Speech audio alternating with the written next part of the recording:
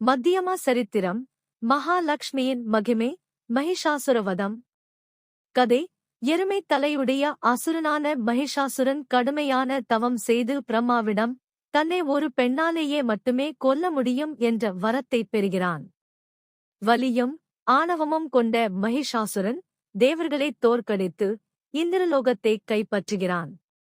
தேவர்கள் மும்மூர்த்திகளான சிவன், விஷ்ணு, பிரம்மாவிடம் முறையிடுகிறார்கள்.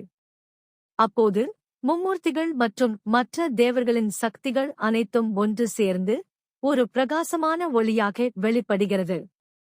அந்த ஒளியில் இருந்து மகிஷாசுரமர்த்தினி மகாலட்சுமி வடிவம் துர்கை தோன்றுகிறாள். ஒவ்வொரு கடவுளும் தங்களுடைய ஆயுதங்களை தேவிக்கு அளிக்கிறார்கள்.